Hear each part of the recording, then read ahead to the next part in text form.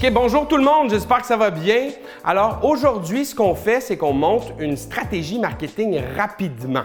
Vous êtes ici au bon endroit, je vais vous donner des exemples concrets et on va utiliser un outil. Le Canva de stratégie marketing, c'est un outil que j'ai développé. Je vous le donne gratuitement dans un lien. Vous n'avez pas besoin de mettre votre email pour le télécharger, etc. Je ne vais pas vous solliciter là-dessus. Je le fais vraiment pour aider les petites entreprises, les OBNL, qui sont prises avec des difficultés marketing. Faire des plans marketing, ça devient un petit peu casse-tête. Alors, c'est un outil qui tient sur une page. On a quelques cases à remplir et par la suite, on a un plan marketing qui se tient, une stratégie marketing qui se tient et qu'on peut communiquer facilement à nos équipes, nos collaborateurs, nos collègues, etc. pour voir clair. Évidemment, la séance marketing étant plus élaborée, on a peut-être besoin d'annexes pour venir réfléchir à certains de ces éléments-là. Mais bref, aujourd'hui, je vous parle de ça avec des cas concrets. Premier cas, on va plonger dans le vif du sujet pour bien comprendre l'outil afin que vous puissiez le maîtriser. On va prendre la compagnie d'application, donc on met ici le nom de l'application. Dans ce cas-ci, c'est une application qui est dans le milieu de la restauration, qui vient faciliter la gestion de la restauration. C'est une application fictive, c'est vraiment pour vous montrer un exemple concret. L'organisation veut tripler son chiffre d'affaires d'ici 3 ans. Donc, c'est un objectif qui est smart, qui est simple, et l'organisation a décidé de ne pas faire d'autres objectifs, ce qui est une bonne chose car elle va pouvoir bien focaliser. On a un horizon de temps, ce qui vient finalement nous donner l'horizon de temps de la stratégie qui est sur 3 ans. C'est une bonne chose. Je conseille souvent de faire 2 à 5 ans pour une stratégie marketing. On peut convertir dans ce tableau-là ici, finalement, qu'est-ce qui va être nos dollars, X dollars. Ça va être notre cible en jargon. Ça va être notre cible et de notre cible, on va vouloir avoir des KPI, des indicateurs clés de performance.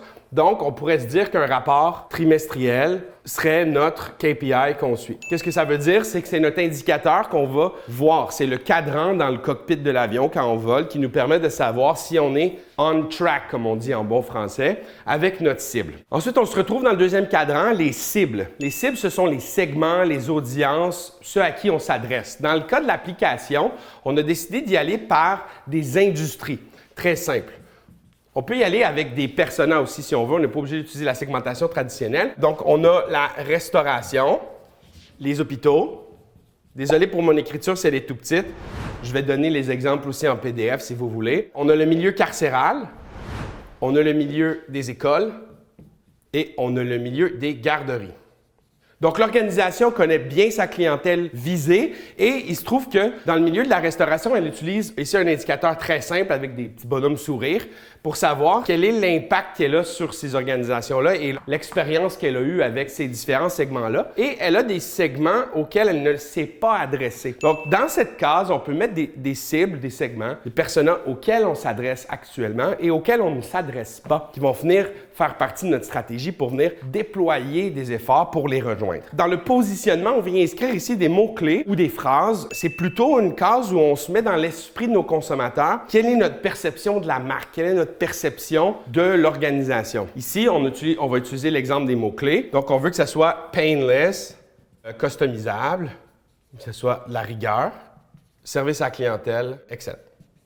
Pourquoi on fait ça? Dans le fond, c'est des attributs qu'on va essayer de miser dessus tout au long de notre stratégie, tout au long de notre opération qui est sur 3 ans dans ce cas-ci. Et on va pouvoir même mesurer à la fin via un certain sondage ou diagnostic de positionnement envers nos cibles pour voir si elles comprennent ceci de la marque. Et en même temps, ça nous donne aussi une façon de nous différencier de nos divers compétiteurs. On se retrouve de l'autre côté maintenant. On a des tactiques. Les tactiques, ce sont tout ce qui est des efforts que l'on va déployer pour rejoindre nos objectifs et nos cibles. On est familier avec tous les médias sociaux, les infolettres, etc., toutes les campagnes de communication, tous les artifices qu'on emploie en marketing, ce sont finalement des tactiques. La notion d'une tactique n'est pas une to-do list. Je dois vous expliquer ça. Qu'est-ce que c'est donc? Une tactique est non finie dans le temps. Le meilleur exemple que je peux vous donner, c'est dans l'exemple actuel, le inbound. Donc, elle va choisir le inbound marketing comme tactique pour rejoindre ses objectifs et ses cibles. Le inbound est non fini. Donc, on peut en faire autant qu'on veut, avec autant de budget qu'on veut, pendant autant d'années qu'on veut. C'est non circonscrit dans le temps. On choisit nos angles stratégiques, nos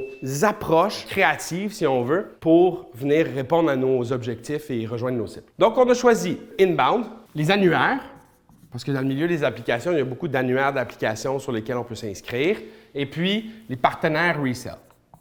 Encore une fois, on peut mettre des indications avec si on veut, des dessins. Donc, le inbound, ça ne fonctionne pas super bien. Les annuaires, ça fonctionne correct. Puis les partenaires, on ne le sait pas. Donc, on a des tactiques qu'on a déjà employées dans le passé avec des succès mitigés et on a des choses qu'on n'est pas sûr si ça fonctionne, oui ou non. Budget. On va mettre 100 000 $. Il y a une section ici où on peut raffiner notre budget déjà. On peut le faire par produit, service, on peut le diviser par segment, on peut le diviser de toutes sortes de façons qu'on veut. Si on sait déjà un peu comment on va dépenser, on peut écrire ça là-dedans. Pour l'exercice, je ne le remplirai pas. Ensuite, on va déjà tomber vers les canaux. Donc, on est dans la méthode Owned, Earned, Paid. Donc, les canaux possédés, mérités et puis payés. Je regarde ici parce que j'ai ma liste qui est écrite à côté de moi. Je vais l'arracher. CRM, Facebook. Donc ici, on a le CRM qui est possédé par l'organisation avec tous ses contacts, les canaux Facebook, les pages, les comptes des propriétaires, LinkedIn, même chose, inbound content, donc tout ce qui est le contenu qui permet de générer du inbound. Earned, bien, on peut parler de tout ce qui est SEO, on peut parler des backlinks naturels. Alors, ça a été mérité, donc si quelqu'un fait un article et pointe vers votre site, c'est un backlink qui est mérité, on n'a pas nécessairement payé pour, tandis que dans le paid, on pourrait mettre un backlink qui est payé. Je mixe un peu les deux. Donc, dans le Earned, on va avoir aussi la relation publique ou ce qu'on appelle en anglais press coverage, des ambassadeurs tech, et puis on peut avoir aussi de la pub.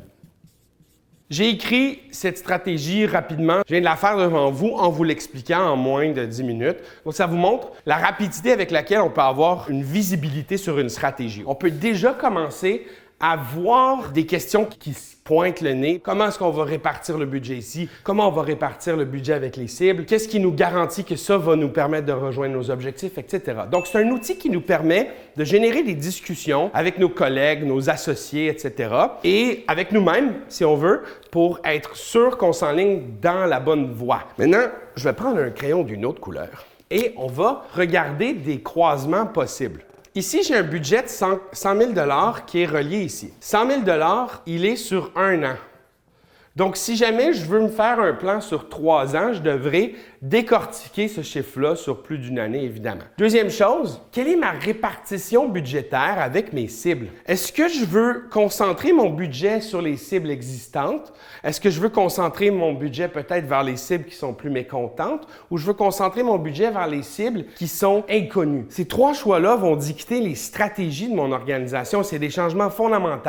Si je choisis, par exemple, d'injecter 30 % de mon budget ici et 30 % ici, bien, il me reste 40 % à mettre dans mes cibles. Donc, on va dire on continue notre vache à lait de la restauration et on met 10 % et 10 %. Cet exercice est rapide à faire, mais est pragmatique. Et souvent, les organisations oublient de faire cet exercice fondamental pour finalement savoir combien je dépense réellement. Ensuite, budget. Combien je dépense dans mes différentes tactiques. Donc, je peux décider d'injecter plus de budget en inbound ou plus de budget en partners resell. Peut-être que ce qui se passe, c'est que je vais injecter 80 % en inbound parce que je sais que c'est ça qui fonctionne avec la plupart de mes compétiteurs, mais je vais essayer un peu les annuaires, puis je vais essayer un peu les partners resell. Mais peut-être que c'est l'inverse. J'ai besoin de vraiment être agressif, essayer des choses, donc dire « Ah non, finalement, ça va être 60 % ici et ça va être 30 % pour les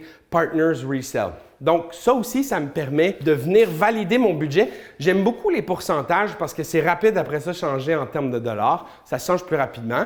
Et ensuite, on va venir croiser plus tard les cibles et les tactiques. Donc, quelle tactique va venir être affectée avec mes cibles? Donc, je prends une autre couleur, le rose. Ça va sembler peut-être pareil à la caméra, désolé. Mais donc, ces cibles-là ne vont pas tous être jointes de la même façon. Donc, le milieu carcéral, peut-être que je rentre pas dans le milieu carcéral au niveau de la restauration de la même façon que je rentre dans les écoles ou dans les hôpitaux. Donc, peut-être que dans le milieu de la restauration, je vais plus fonctionner avec du inbound. Et donc, 60 % de mon budget inbound va aller dans la cible de restauration et le reste va être divisé, par exemple, dans les garderies privées. On va dire 20 % de mon budget est vers les garderies privées et le reste va être dans l'institutionnel, donc il va y avoir un 20 qui est dans tout l'institutionnel. Ça sert à quoi faire ça? Ça sert à dicter plus précisément les efforts que l'on veut mettre dans cette tactique-là. Alors, on peut faire l'inverse et plutôt mettre les cibles. Donc, si on voudrait mettre l'indication des cibles, on pourrait les nommer avec des numéros, par exemple. 1, 2, 3, 4, 5. Vous pouvez faire un petit code rapidement. Et donc, ici, on va mettre la cible 1, on va la mettre à 60 %. La cible 2 à 4, ça va être 20 % et la cible 5, ça va être 20 %. Mais c'est ça que vous pouvez faire une fois que vous avez esquissé votre première version. Eh bien, vous l'amenez à un collègue, collaborateur, et vous commencez à dessiner par-dessus ça pour vraiment subdiviser ce que vous voulez faire. Et on s'entend, c'est sur 3 ans, donc ça vaut la peine de bien réfléchir à ce qu'on fait d'amont et on peut toujours changer par la suite. Donc, je vous montre la puissance de l'outil qui est très rapide, qui est très simple. Je voulais faire un outil qui était simple, qui était gratuit pour aider les organisations à mieux réfléchir, mieux faire leur stratégie. Et évidemment, vous pouvez vous bâtir des annexes pour réfléchir plus en profondeur sur certains éléments.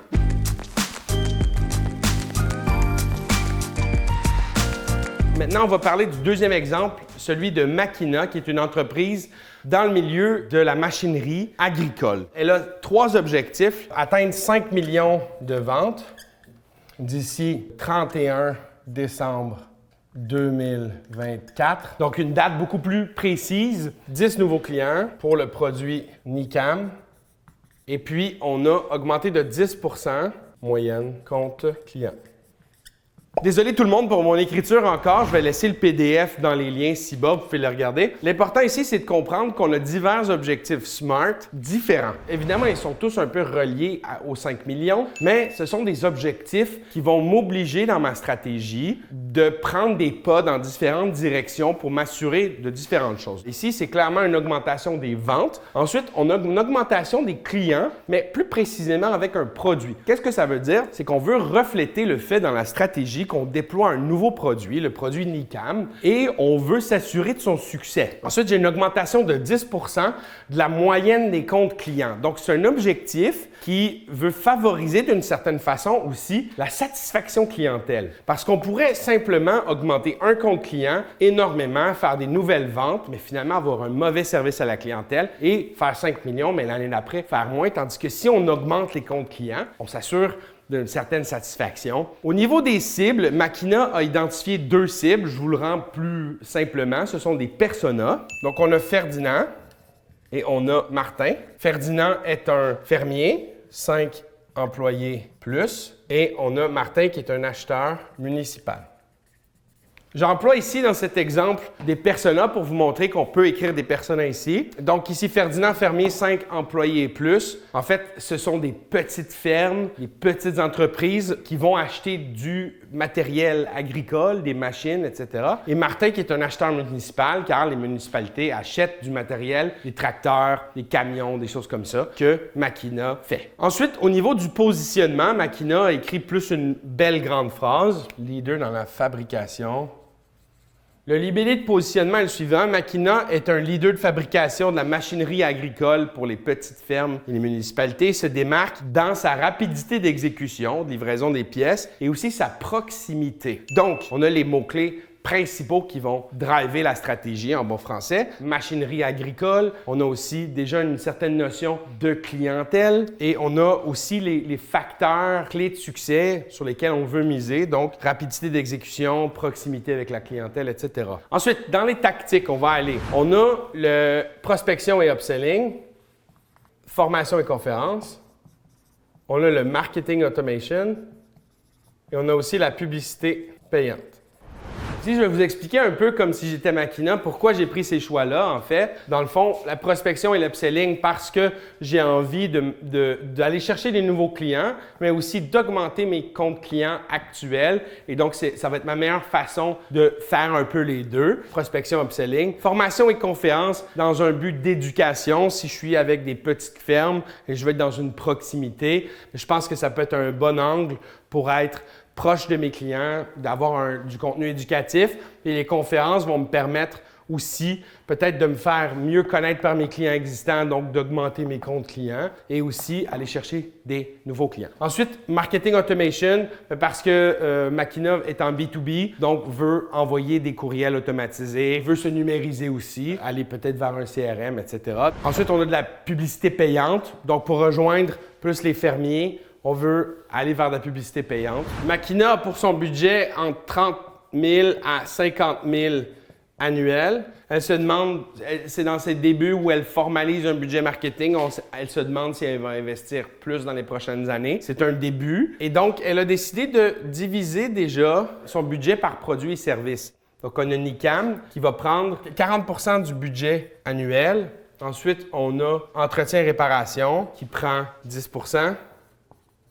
et ensuite, on a la machinerie qui prend 50 Le fait de dicter que Nicam prend 40 c'est déjà un choix qui est cohérent avec le choix qu'on a inscrit ici. On a 10 nouveaux clients pour le produit Nicam, donc évidemment, on doit investir notre budget en proportion avec ça. Et je leur ai dit, si Makina m'avait mentionné 10 dans Nicam, je lui aurais dit c'est trop peu pour ton objectif qui est ici. Parce que finalement, c'est une orientation stratégique, d'où l'importance de cet exercice-là. Alors, dans l'exemple ici, je vais prendre un crayon d'une autre couleur. J'ai écrit les souhaits que Makina met sur la page en disant « Je veux faire plein de choses, il faut que je sois un peu partout. » Le problème, c'est que, vous le voyez, on ne peut pas avoir ce budget-là et autant de choses. En fait, on peut, mais ça va être dilué. Donc, on doit choisir et on doit venir mettre proportionnellement ce qu'on veut investir dans chaque chose et finalement, des fois, c'est mieux d'en enlever. Toutefois, Makina a aussi des gens à l'interne. Elle a disponible environ 400 heures dans son équipe. Et elle pourrait embaucher une personne à temps plein qui lui rajouterait 2000 heures supplémentaires environ par année, là. Dans le budget, il ne faut pas oublier qu'on peut ajouter aussi des heures de votre équipe ou de gens qui vous aident, qui n'est pas nécessairement des dollars à proprement parler, mais avec des heures, on doit quand même les budgéter. En ayant des ressources, ça devient plus facile de se dire « Oh, ici, on peut débloquer un certain nombre de choses. » Ça vient nous indiquer aussi quel type de compétences on a besoin si on veut faire une embauche. Donc, on pourrait dire, par exemple, avec ma couleur, si j'embauche ici en rouge, ça va me permettre de débloquer tout ce qui est des articles sur Facebook, des trucs sur Twitter, faire du Google Ads, du Facebook Ads, par exemple, et un peu de publicité dans les journaux. Si je n'ai pas cette ressource-là, je ne peux pas faire ce qui est marqué en rouge. Prendre ce type de décision peut sembler déchirant, mais selon moi, c'est une décision qui nous amène vers du focus. Et quand on parle de focus, on parle d'efficacité. On ne se ramasse pas plus tard avec une to-do list interminable qu'on ne finit jamais. Petit point avant de terminer, ici, j'aurais pu le décortiquer un petit peu plus. Dans mon exemple écrit dans le PDF, je découpe ces éléments-là en disant que je veux monter une base de données clients, des infolettres, de la documentation produit, etc. Donc, les tactiques, ce sont des trucs infinis, mais on peut décider dans le Canva de déjà écrire des sous-thématiques, des petits trucs qu'on sait qu'on veut faire. On a déjà une idée un petit peu plus concrète, circonscrite d'un projet qu'on pourrait terminer. Cet outil-là sert à brainstormer, donc je vous invite fortement à aussi écrire des idées que vous avez. Merci pour votre écoute. Inscrivez vos commentaires en bas de la vidéo, ça va me faire plaisir d'y répondre. Si vous voulez plus d'exemples, si vous voulez qu'on échange sur des particularités de ces choses-là, ça me ferait vraiment plaisir. J'ai fait cet outil-là pour la communauté, donc utilisez-le pour vos organisations. Partagez-moi aussi vos bons succès, ça me ferait chaud au cœur de savoir l'utilisation qui en est faite de cet outil-là. Pour ceux que ça intéresse et qui veulent aller plus loin dans vos connaissances, j'ai monté une formation sur la stratégie marketing qui reprend tous ces concepts-là plus en détail, avec aussi plein de gabarits, d'annexes, des outils pratiques qui vont vous aider à approfondir vos connaissances, démystifier le jargon marketing et vous approprier cette étape qui est cruciale pour toute organisation, toute personne qui veut faire de la communication marketing ou qui est un entrepreneur ou même des gens qui sont en vente, qui veulent mieux comprendre comment faire leur stratégie marketing de la bonne façon en réfléchissant selon des étapes qui sont plus pragmatiques. Il y a une formation qui est pour vous, je mets un lien plus bas. Bon marketing!